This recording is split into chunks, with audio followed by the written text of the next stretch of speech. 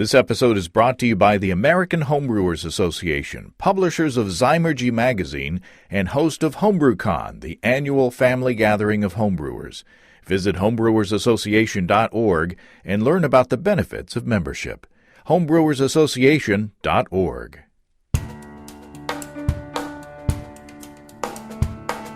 Welcome to Basic Brewing Radio for Thursday, March 7th, 2019. I'm James Spencer. Here at Basic Brewing Radio, we're all about home brewing. This week, David Curtis from Bell's General Store in Kalamazoo, Michigan, joins us to talk about Centennial Hops that come straight from Bell's Brewery, now available for homebrewers. We also asked David to take our hop sampler beers to the lab to see if there's any correlation between my HSBU theory and actual measured IBUs. If you go to basicbrewing.com, you can find archives of our audio and video shows, our DVDs, our brewer's logbooks, and other Basic Brewing gear, including our tie-dye silicone pint and our Basic Brewing rainbow shirt. You can follow me on Twitter and Instagram at Basic Brewing and find our show page on Facebook. We have a cool Basic Brewing app on iTunes and Amazon.com, and we're found all over the place where fine podcasts are served up. If you do us the favor of rating us on iTunes and maybe leaving a nice comment, they say that'll help new listeners to find us. If you want to support us financially, check out patreon.com/basicbrewing. And thanks to everybody who's helping out in that way. If you go to patreon.com/basicbrewing, you can see a long list of stuff that you can access if you sign up as a supporter. Something weird happened this week. Last year, I posted a video on YouTube and our Basic Brewing video podcast feed that demonstrated how to do a kettle sour with an Instant Pot. You make a wort, you inoculate it with probiotics, you put it in a jug, you sour it in the Instant Pot, and then you put it into a kettle to pasteurize it. And then at that point you add hops before chilling it and pitching the yeast to ferment. Well, a few days ago, somebody commented on YouTube, on that YouTube video, that a Belgian television station had used that episode of Basic Brewing Video as the basis of a segment basically making fun of Steve and me. They said something like, "These crazy Americans think they can make good beer in 3 days in a pressure cooker." Well, they were speaking in French, but, well, first of all, that's not what we say in the video. We don't say, hey, you can make beer in 3 days in a pressure cooker. And the reporter in the story goes on to try to replicate our beer. So he essentially goes through the souring process, then bottles the unfermented wort without fermenting the beer with yeast. So, of course, everybody who serves this concoction, this unfermented sour wort concoction, everybody who serves it to on the show hates it, and I think I would too. You think that Belgians just come shooting out of the womb knowing everything about how to brew beer, but maybe stuff got lost in translation. I don't know. I think the whole thing is hilarious, and it's just wild to see Steve and me on Belgian TV speaking with French subtitles. I feel like Jerry Lewis all of a sudden. I appreciate the person on YouTube who called my attention to that, and I put a link to the Belgian website where you can see that video on our Facebook page. So check that out along with our original YouTube video, and judge for yourself what happened there. Famous for half a second in Belgium. That little Instant Pot kettle sour beer was delicious, and I stand by it. And I think I might even have a bottle or two left of that batch in the little fridge downstairs. I wonder how much shipping to Belgium costs. I want to give a shout-out to Rob Jones and his class at Craven Community College over in North Carolina. Rob is teaching a class in homebrewing and asked me to Skype in and talk to them about experimentation and small batch brewing yesterday evening. And I really enjoyed talking to them, and I hope that they got something out of it too. Lots of good beer stuff going on in North Carolina. It'd be fun to check that out one day. Let's talk about our friends and sponsors, Imperial Organic Yeast. Everybody that I've talked to who uses Imperial yeast loves the stuff. Imperial offers the highest cell count of any liquid producer, 200 billion cells. My stir plate is dusty because I no longer make starters for standard gravity 5-gallon batches. I'm just amazed at how quickly Imperial yeast gets started after pitching because they take care of their product and ship fresh, and the stuff is just ready to go to work. Steve Wilkes of stevesbrewshop.com has bragged on this program about how the yeast always gets to him cold and well packaged. Imperial is the only manufacturer of certified organic yeast in the world. They have top-notch customer service. If you call them, you can talk to a real live human being who will answer your questions. And you may remember that they were the ones who started off in the little cans, which were kind of cool, but not the easiest to work with, to tell you the truth. Now, Imperial comes in big, easy open pouches that are super easy to mix the yeast up and simply pour into the fermenter. As I'm writing this, I'm doing some quality assurance right now with a pale ale that I brewed with Imperial 807 flagship, and it is super tasty. Ask your local homebrew store owner. I'm sampling. Ask your local homebrew store owner about Imperial organic yeast. Beer that I'm sampling is delicious. It's a clone or an attempted clone of Bell's Two-Hearted Ale that I found on the American Homebrewers Association website, and David and I talked a little bit about that on the show today. I dry hopped with 5 ounces of the Bell's Select Centennial Hops, and I don't normally dry hop. I tell you I'm too lazy, to tell you the truth. But however, this batch may have changed my mind on the whole dry hopping thing because the hop character is nice and bright. I have one of those plastic conical fermenters that I got from Steve, in fact, that you can attach a mason jar to the bottom, and that made it really easy to plop a big bag of hops, into the big open top there.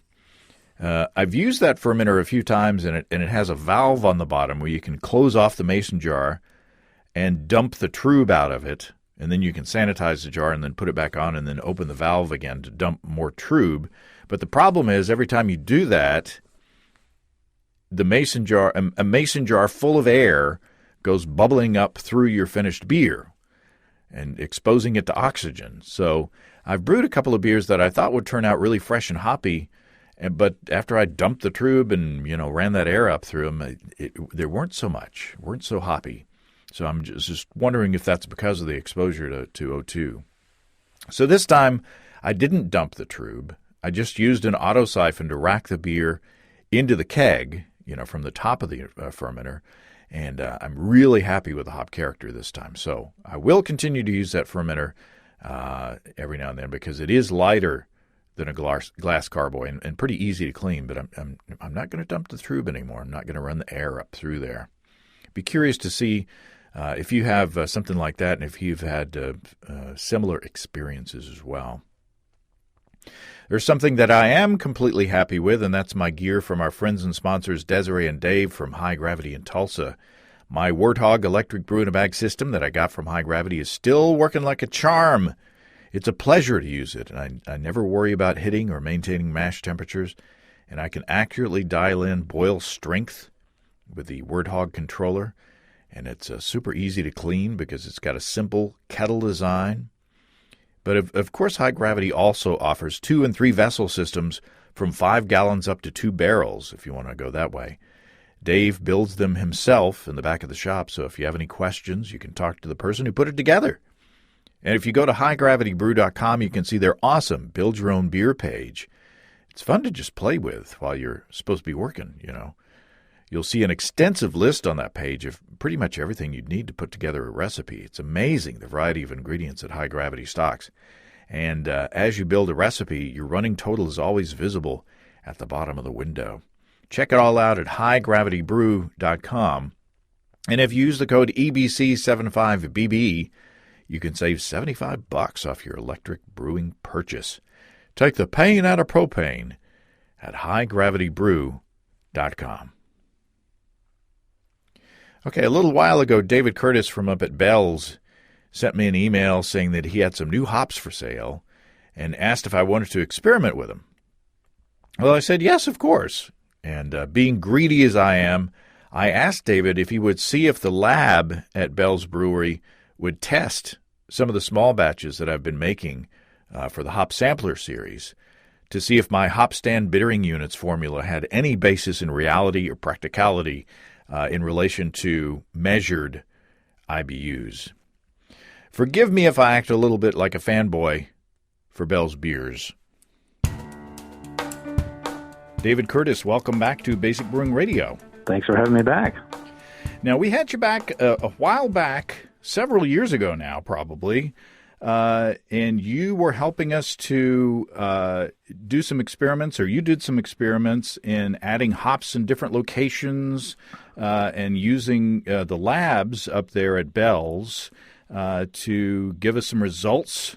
And then we did some sensory stuff, and so that was a lot of fun because I felt like that was one of the shows where we combined the sensory side, or kind of the artistic side, with the scientific side, with the data, and got to actually compare both of those sides of the brain. So I appreciate your coming back on and helping me again. Yeah, thanks for having me. That was a lot of fun. We did kind of a bunch of different first wort hops versus mash hops versus 60-minute boiling editions, and we had lots of people tasting, and we had labs involved, and that was pretty cool. How are things up at Bell's? I take it since you've got the favorite beer in America now, things are pretty good. Yeah, life is pretty good with as far Two Hearted is a pretty much a household name, I think, for a lot of beer lovers. We've got a couple new. We just released a brand new beer called Official, which I'm pretty excited about. It's like a hazy IPA, is what we call it. It's kind of got a good amount of wheat in it, and it's got some of the new hip hops involved in some dry hops and things like that. And that's a really tasty beer. So not that I'm pushing beers here, but if anybody's on the lookout for something new to try, it's called Official. I'm a big fan. I'm drinking one right now, actually. Well, those hazy beers, they're not going to go anywhere. Nobody will like those. No. Yeah, they're a short-term thing. Well, unfortunately for my waistline, you guys sell the 12-pack of Two Hearted in cans, and it's readily accessible down here. So, yeah, you and me both. I drink a lot of those. Well, it's delicious stuff. But you contacted me because you said that you've got you manage the homebrew shop up there still, right? Yes, sir. So you said that you've got some new access to some new hops. Yeah, new is kind of a technical term there. These are hops that come from our brewery. So a lot of people may or may not know that homebrew hops are generally, or the hops that are available to the homebrewers are generally kind of the bottom of the barrel, the last pick. And I don't know, I'm not that familiar with how the whole process works, but our brewers go out west every year and hand select with certain growers which hops they want. And since we use 100% Centennial and Two Hearted, we're the world's biggest user of Centennial hops. So they go out and they get first dibs on all the Centennials and choose what they want to use for us to use it to make Two Hearted. And then everyone else kind of gets picks after that. And somewhere down the line, homebrewers get their pick. So these are hops that come to our brewery to be used in Two Hearted, and they have such they buy so much of them, and they have a lot of extra that they're able to share some with us in our store. And then we bought some packaging equipment, some nitrogen flush sealer, and we actually package them in homebrew sizes. And you're able to do the nitrogen flushing and all that? Yeah, we spent some money on a little sealer that does it blows, or it sucks the air out, then it blows nitrogen, and then it sucks the air out again, and does it 2 or 3 times, and then seals it up. And we've been pretty happy with it. It's a very it's a very manual, intensive process. I mean, we have 2 guys where we measure them out and one guy measures and one guy seals, and it's a labor of love. And the room smells great, but it's a lot of work to get them packaged. But we've been doing 1 ounce packages, and then we do them for our kits, which are a couple different sizes. And I'm doing 4 ounce and 8 ounce packages. So we take a 22-pound bag from the brewery and bust that out in a couple hours, and it's pretty cool. And these, so these aren't a different strain from the Centennial hops that we usually get. They're just a little fresher, a little better. Yeah, they shouldn't be. They should be the same strain. I mean, if you were to get a Centennial rhizome and grow it in your backyard, I don't know enough about plants to know how the strains differ from each other. But these are grown under the optimal conditions out west. They're the ones that our brewers select for their various characteristics. We get a lot of people that come into our store that Two Hearted is what they love. They're a new brewer, and that's what they want to do. They want to make Two Hearted at home or something like that. And then, a lot of people have said, "Yeah, I've got it all dialed in. It's just something's not there." And I think that this is part of that missing piece, is that these hops have a little bit more character to them. And I hope they do. I've used them, and we're going to talk a little bit more about how they taste and things like that. But I think that there's definitely a difference between growers and conditions and where they're grown and how they're grown and all that kind of, and how they're packaged and things like that. So I'm pretty proud of, Two Hearted Ale as a beer to be part of that brewery. And I think that those hops are huge, obviously probably the biggest part of what makes Two Hearted. And I think that if that's a character you like, then hopefully these are hops that you'll like as well. Yeah. So you said, you asked me if I wanted to put them to the test. And I said, sure. Of course. And then you said, how much would you need to test with? And I said, well, how much have we got? So anyway, so I just needed like an ounce or two to test, but you were very generous in the amount of hops that you sent me. If you like Two Hearted Ale, if you're a member of the AHA and you go to the American Homebrewers Association website and search, there is a clone recipe that David submitted to the AHA, and you can download that, print that off, and brew it for yourself. And I went to Steve's Homebrew Shop today and got the ingredients to do it myself with the Bell's hops that you sent me. So I'm really looking forward to that. But what I did was I said, well, why don't we put these hops against sort of the homebrew hops that you also sell at your shop, and so what I did was I did the recipe that we do for the hop sampler. So I took 1 pound or 450 grams of Pilsen light dry malt extract, and I put that in 3 quarts of water. And I brought that just up to the boil and shut off the heat. And I brewed 2 batches. I did this twice. In one, I put 14 grams of the Bell's Centennial in there, which is at 9.2% alpha acid. And in the other, I did the sort of regular Centennial, which is 12 grams of that at 10.8% alpha acid.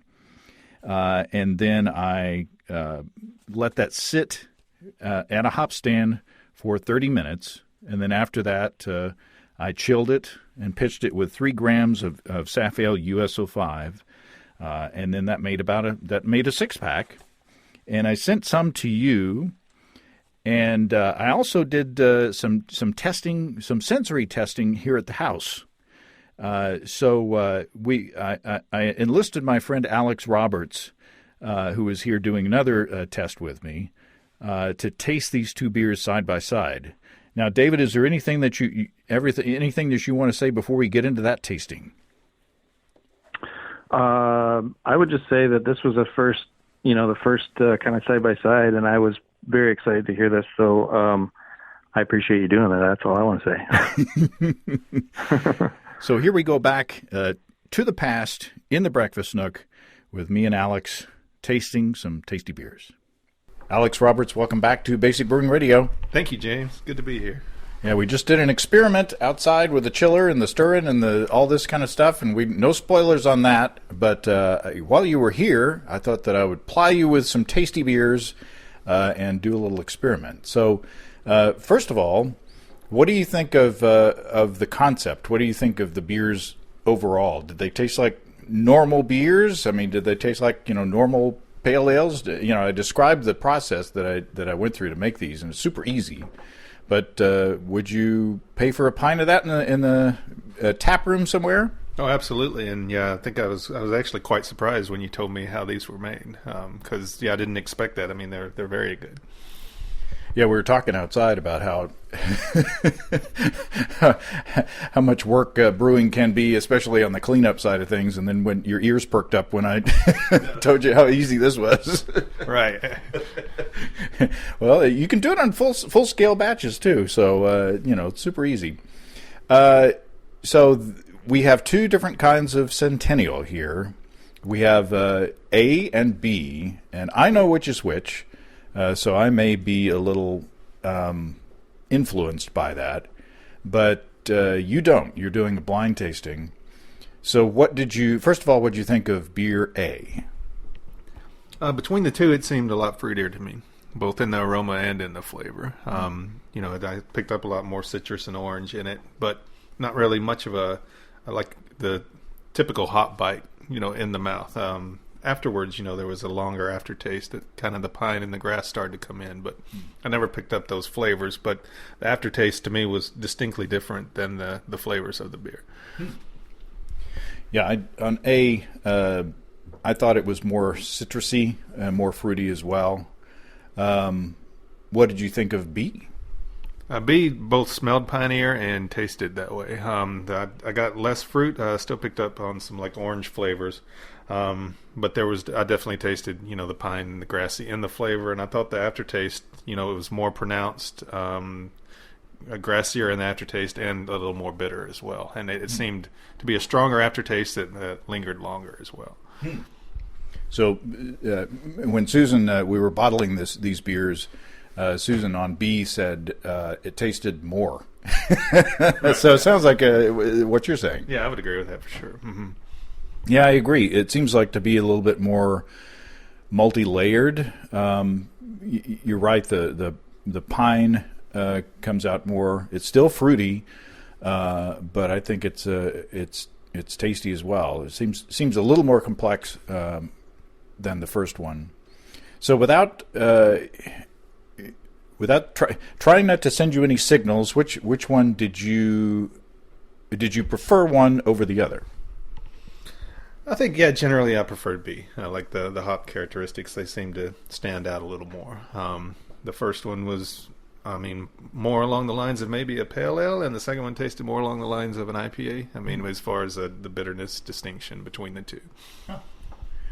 Well, A is the kind of off-the-shelf Centennial that you can get anywhere, and B is the one that came from Bell's and is their exclusive product. So, what do you think? If you were designing a beer, if you were designing a pale ale, would you prefer? I guess it sounds like you would prefer B.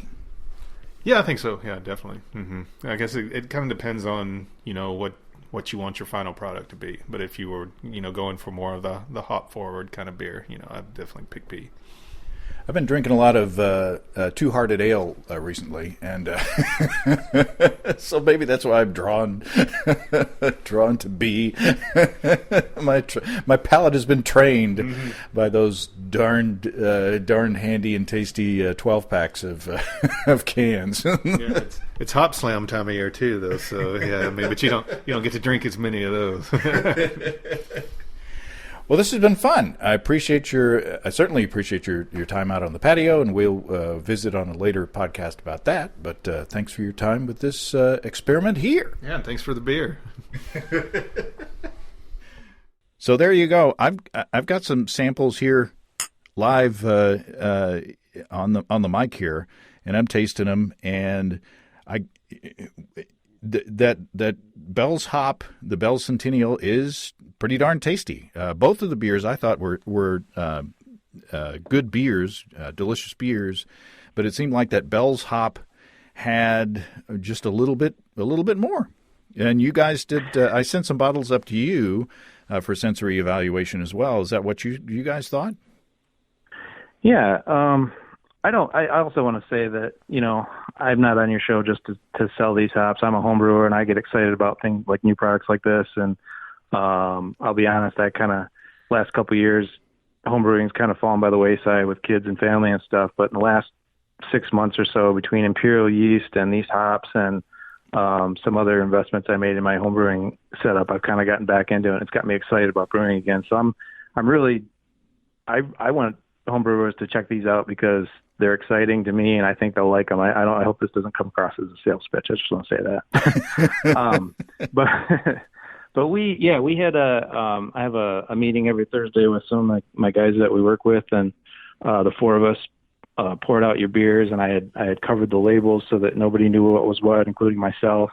And we kind of came to a consensus. We didn't, do anything real technical. We just kind of chatted about it, and we were kind of nervous actually, but we were happy to see that the Bells or the Select, we call them Centennial Select hops, that the Select hops were the ones that we liked. I think they were. I liked both beers. There wasn't anything bad about either one of them. I just thought there was more depth probably to the Select hops. They seemed like they had more dimension to them, a little bit more. I don't know. They seemed a little fresher, I guess, is kind of the best way that I could put it. Yeah, I think Alex said that the Select ones had a little bit more of a piney presence along with the fruitiness, and I think that nails it for me. Yeah, it was definitely, it wasn't like a night and day kind of thing either. It was, as much as I'd love for our hops to be, that much more superior. They were both very similar. But if you want to split hairs, which is what we really needed to do, we chose the one that you guys chose as well. So I felt good about that. And I have to nervously be a little selfish and ask what you thought of the recipe. I loved it. I mean, it's simple, and if you hadn't told me that the way you made it, I never would have guessed. It's just so simple, and it's a good way to let the hops pop through too. So I appreciate simple recipes, and I think Two Hearted is a good example of that too. It's a very simple recipe, one hop and a couple malts, and you can't go wrong with that. Yeah, I'm always nervous when I send my beers out. No, yeah, I'm the same way. I still homebrew, and I just brought some beer today to work, just to share with some of my coworkers. I made a Pilsner that I was pretty proud of, and I hadn't brought a beer to work in a while, and I was kind of like, well, what do you guys think? It was kind of nerve wracking. They all told me they liked it, but I'm their boss, so who knows if they're being honest.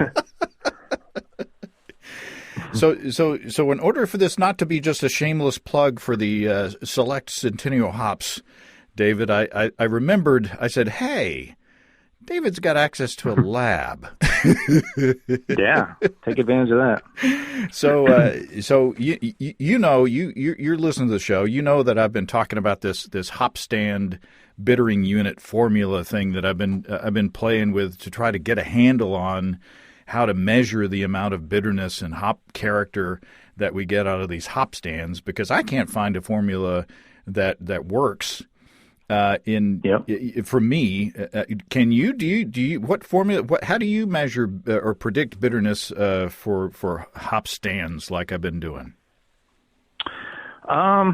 Honestly, I don't have a good way either. I use, or I used to use, what is the brewing software Brew Alchemy that's the Mac software, and they kind of have a calculation that I think you put in the time that do you use Brew Alchemy by chance? No. Yourself? No. Okay. They have like a time, like how long did this hop sit in a whirlpool or something like that. I think you can adjust it by that, and it gives it a percentage based on that. So it's kind of it's probably a wild guess, but I used to use that. Now I actually have a spreadsheet that I use, and I just don't count the flame out additions. I take them into account as I'm like, if my IBUs are low and I have a flame out addition, I'll call that good because I know that it's going to add some to it, but I don't have a good way of calculating that, and I don't know that anybody really does at this point. Yeah, a listener kindly sent me a link to what he's been using for hops, to measure hop stand bitterness. In this online calculator I actually used the Bell's version of this beer, and I put in the numbers, and it said that my predicted bittering units or IBUs for that hop stand was like 1.5. So yeah, not to give anything away, but it's much higher than that. Yeah. So just tasting the beers, that it's not just 1.5. There's a fairly substantial bitterness. So the question is, if you put and this is it's a small batch, so for a 3-quart beer, putting half an ounce, about 14 grams. Of 9.2% alpha acid hops in there. The HSBUs, which is my formula is you take the weight of the hops in ounces. The alpha. I can't remember my own formula. The alpha acid number times the weight of the ounce, or the weight of the hops in ounces. Yep. Then you divide that product by the volume. So if you use that formula, then the HSBU for the Bell's Centennial version of this beer was 6.1. So what I did was I took, since the other Centennial was a little bit higher in alpha acid, that's why there are different amounts of the hops in the beer. So the Bell's had 14 grams, and the Centennial had 12 grams in there, and I don't think that makes for the difference in the flavors, because it's not that the Bell's was just more bitter or just more intense. There were different flavor characteristics than the other hop. So I feel fairly confident in that, in doing it that way and weighing the hops that way. Do you agree? Yeah, I think that's. I worked in a brewery before I worked at Bell's, and that was kind of the way we calculated our hopping, was by, I think they call them homebrew units, or whatever. You just take the amount of hops times the alpha acid, and that was just kind of your number, and then you divide it out by your volume, and that it's kind of the same sort of thing. That makes sense. Yeah. So we took those, or you took those beers to the lab. We'll call Centennial A was the standard Centennials, and then Centennial B was the Bells, or the Select. Do you have those numbers in front of you? I do. Yeah, the shelf Centennials came in at 47.6 IBUs, and the Bell's Centennial Select hops came in at 45.4 IBUs. So, that's split hairs. That, to me, that's, I don't think anybody can taste the difference between a couple of IBUs like that. So that's pretty close. No, I was impressed at how close they were.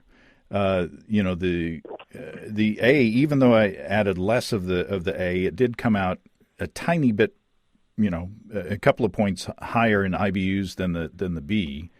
But 45 and 47 IBUs for a 30-minute hop stand, where the temperature went, and I measured it a long time ago at the first batch of these I did, and the temperature in that 30-minute hop stand went from 210 degrees Fahrenheit to 155 degrees Fahrenheit. So, even though it wasn't boiling, you're still pulling a lot of bitterness out of those hops. Absolutely. Yeah. I think they're, a lot of people say above 180 or something like that, it's still isomerizing. And I think it may be even quite a bit below that, or maybe 170, 160, something like that. But it definitely does its work for 20 minutes or so, whatever it was. Yeah. For half an hour at that, in that temperature range, it's isomerizing those alpha acids. So, when you're putting a bunch of hops into a hop stand and holding them, you got to account that it is going to bring some bitterness. Yep. I don't know. I mean, if you look at the numbers that you had, you said they were 6 point something. Is that right? Yeah, your calculation. Or the HSBU, the hop stand bittering units were at 6.1.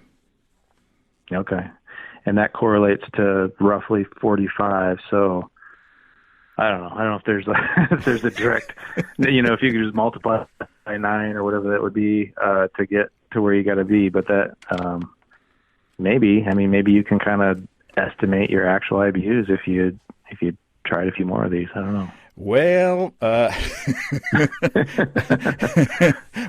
if we just had those 2 data points, you might think. But I also sent you the previous round of the hop sampler with Amarillo, Falconer's Flight, and Willamette.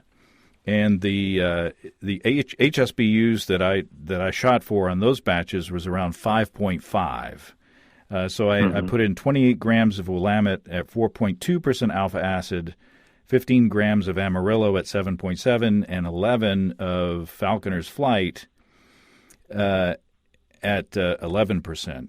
Did I say 15 grams of Amarillo at 7.7, 11 grams of Falconer's Flight at 11% alpha acid? So I figured that using my little formula, that would be 5.5 HSBUs. Mm-hmm. So where did we come out on those 3 beers? Let's see. The Amarillo came out at 42.5. The Falconer's Flight was at 34.4, and the Willamette was at 31.1. So a little bit more of a range there. But I don't know. In my opinion, though, I mean, yeah, you're 11 points or so between the Willamette and the Amarillo, but there's so many factors. I think we talked about this earlier. The amount of water, a couple pellets different here and there, the rigor of your boil, things like that. I know that you've got your process dialed in really well, but there's also, these hops are packaged every fall, and there's a number put on the package that accounts for an entire lot of hops, and I think there's handling issues, and there's all sorts of factors that go in there. So I think you're actually in a pretty tight range. If you said you were shooting, or your calculator came to 5.5 for those, and if you multiply that by 9, you're somewhere in the 40 range, which is pretty close to what those all are. So that's the same thing as the Centennials, is about 9 times more as the actual IBUs. I don't know if that means anything to you, but I feel like you're in a pretty tight range. I didn't get a chance to try those because we had to send the samples you sent me to the lab, but I mean, if you guys can't taste the difference, what difference does it really make? Well, I think that a lot.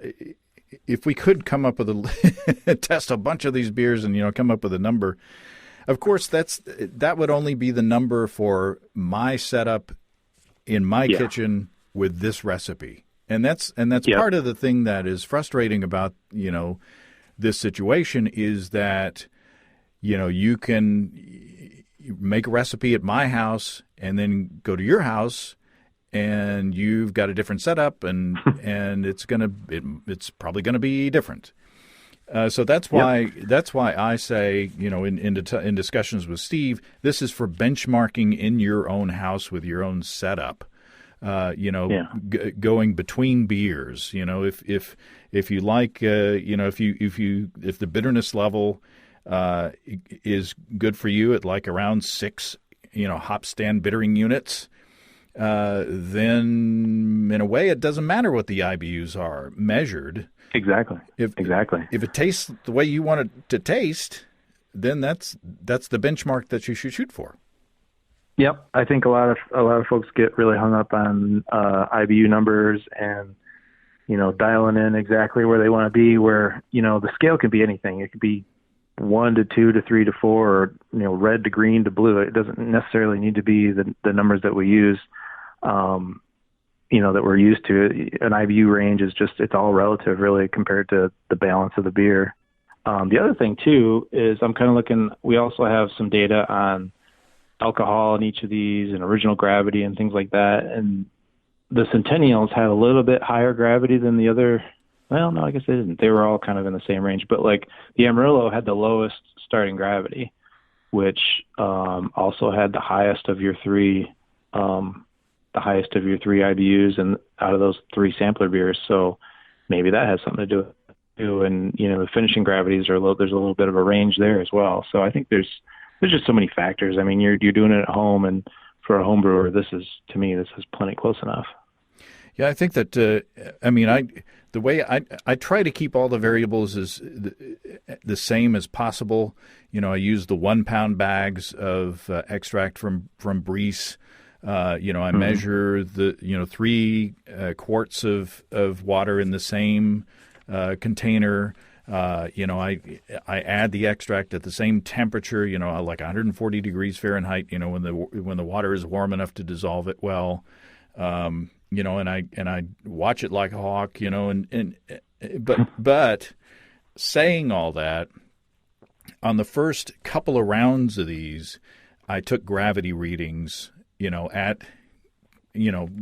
brewing time and at bottling time, and I got consistent results according to my little refractometer and my hydrometer. So I said, okay, this is good enough. I'm not going to measure anymore. So never say that. So who knows what happened? But yeah, like the Centennial A, the ABV according to the lab was 7.09%, and my calculation was that these beers were like 6%. So they're a little stronger than I anticipated. So I've found in my limited experience with using the lab for analysis like this is that the final gravities are typically much lower than what I read on my little triple scale hydrometer. So I've actually personally I just ordered one of those final gravity hydrometers just because they have a wider spread between the numbers, so you can it's got a smaller range on the hydrometer, so it's supposed to be a little bit more accurate. I've gone to that now because I think that final gravities do not read as accurate as at least what the lab says, and I trust the lab. Yeah, my little hydrometer seems to bob around at about the same range, about the same level, no matter what beer I brew. So maybe it's time for a new one. Yeah, anytime I make a stout, I can. It's a challenge for me to get below 1020 sometimes, and I'm like, man, that just doesn't taste that that thick. And I know there's a lot of extra malts in this and specialty malts and stuff like that, but I feel like final gravity, and there's always foam. I don't know how you read yours, but I always feel like I'm waiting for the bubbles to go away when I'm taking a final gravity reading and things like that. So I think that final gravity is something that trips up a lot of home brewers and throws their expectations off a little bit. And to tell you the truth, David, my eyes aren't as good as they used to be. I'm getting there too. I do have bifocals, but maybe it's time for trifocals. My dad used to work for a Southwestern Bell, the telephone company, and he had trifocals because he had to mess with little wires and stuff. So I'm not there yet, but maybe someday close. So the range of the ABV was at a low of 7.09 with the Centennial A to 7.43 with the Willamette. So I guess in the grand scheme of things, it's not a tremendous amount. You're talking less than half a percentage. I agree. I think that goes to, that shows that your process is very consistent. You think about the way you're doing it, and there's definitely a tolerance on the packages that come from Briess, and there's a tolerance on your scale and all sorts of different things like that. So I think that you've got it about as tight as most homebrewers can get it. And on the bottom line is, if the beer tastes good and it comes out to your expectations, when you're designing your recipe and you expect a certain thing, and the beer, if it comes out tasting pretty much like you expected, maybe you should just be happy. I agree. That's kind of my thought too. Is I don't get caught up in the numbers. It's fun. I have an engineering background. I like to do numbers, and dial things in, but at the end of the day, if I'm drinking a pint that I don't enjoy and I hit all the numbers, it's not worth it, you know. Well, I guess one of the things that will be interesting, the next round of the hop sampler, which my wife and I bottled just the other day, the HSBUs were around 8.7, 8.6, 8.8 HSBUs. So that's maybe the most bitter especially since I've been, figuring this HSBU business, that maybe that's the most bitter batch that we've had. So it'll be interesting to compare that, against the previous batches. Is that because you want to just try a different? I mean, because you could definitely add less hops and keep the HS or the IBU reading where it's been in the past. So you're just trying to push it up a little bit just to see what happens? Yeah, I wanted to bump it up a little bit and see what we thought. What do we think of this higher HSBU? Is it too bitter? Yeah. Because we had this is a preview for the next hop sampler number 8. We have Motueka at 6.5%, and I put in a whole ounce of that, or 28 grams of that. Motueka at 6.5, Racao at 8.6, and then Nelson Sauvin at 11.6. So, so I put in the whole ounce or the whole 28 grams of the Motueka and then balanced the rest of them to that. Okay. So we'll just have to see.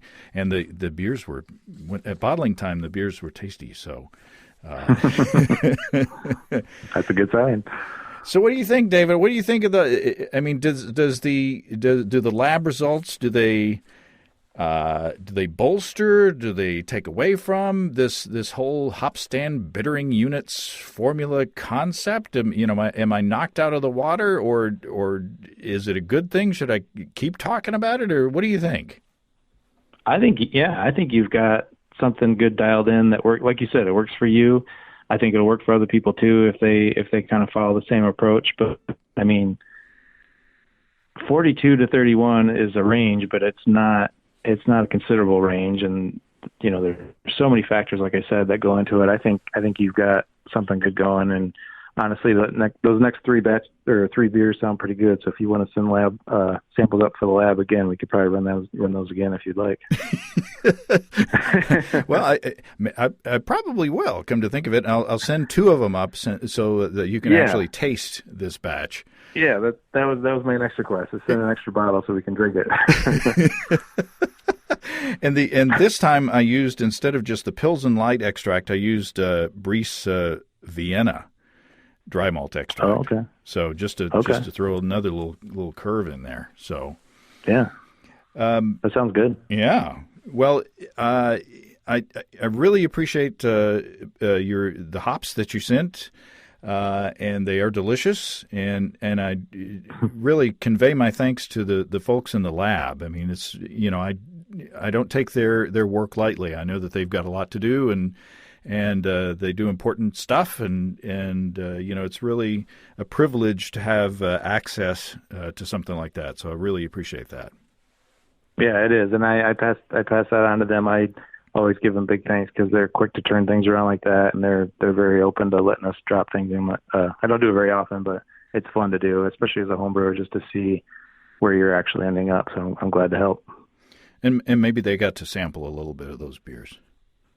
Yeah, I don't know that actually if it all goes down the drain or if they sample or not, but I'll have to ask. You can, maybe that's why the later on down the list the numbers seem to vary a little bit more on the. Well, that could be. I doubt it. I think they're pretty professional over there, but you never know.